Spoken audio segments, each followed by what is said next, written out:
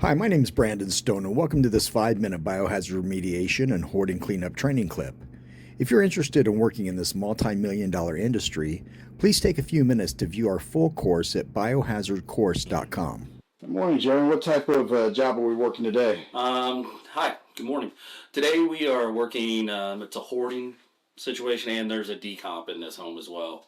The homeowner passed away, wasn't found for a few days. It's really messy. Pretty difficult to get to the biohazard. As you can see where I'm standing now, we're in the kitchen right now, which was completely filled yesterday.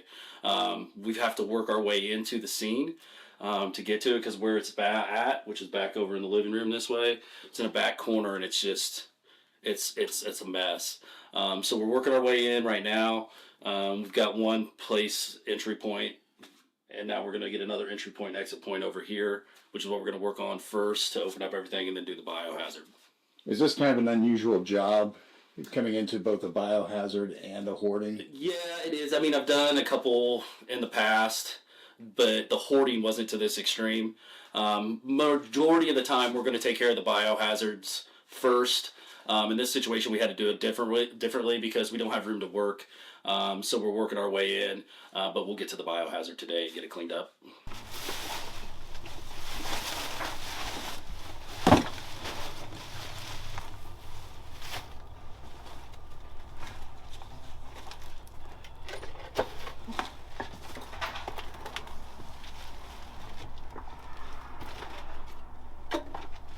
Okay, Jeremy, you're working through the hoarding situation. Where's the death scene? Where are the biohazards located? Where I can find it and see it's right up over here on this corner of this sofa. It's on some cans down there, some papers. It looks to be on the side of the sofa right there too as well. So I'm not sure what I'm going to do with that yet. I'll see if I can clean it off first, so that way we can dispose of it. We're not disposing of it with biohazard. Any of the fabric I'm going to cut off, because that's looking like metal. Might just be like aluminum or something like that, but I can't tell. It looks a little woodish, but we'll see. We'll see whenever we get to it. You know what, man? Let me hold that open. Yep. I'm gonna.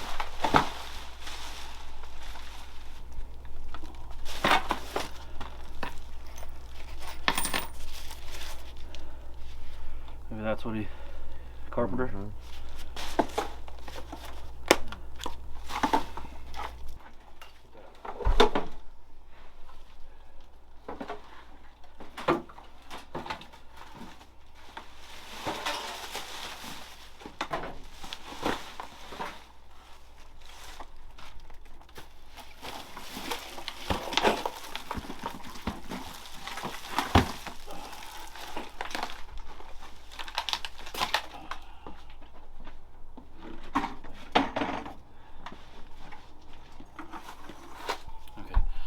So we've worked our way in. We're getting closer to the bio scene, which is right over here in this area.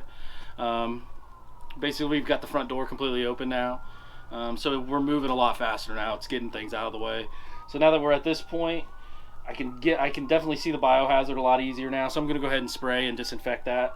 So we can go ahead and just let it disinfect, do the 15-minute time lapse on it. And then by the time we get there, we can start getting the stuff in bio containers. And cutting up probably part of that sofa to remove the biohazard out of this home. Do they know how long the individual They was think deceased? it was 4 or 5 days is what they think. So the decomp's not horrible. Depending on the weather, what was going on. I mean, this place with it being hoarded was not helpful at all to anybody. But there's a little bit of decomp. I've seen a lot worse. But 4 or 5 days, you're still going to get a little bit. That's what you've got. I just don't see it on the fabric. Or maybe right there's a little bit. It stinks, so I can smell it. I should have mentioned, by the way, when I spray this, it's probably going to start to stink. So you think he was just sitting there in the chair when he passed away? Yeah, that's what they told me. I mean, that's what I don't think he could go anywhere else. So it's just hard to see. It's just, I just don't see it on the sofa. maybe right there, maybe in front here.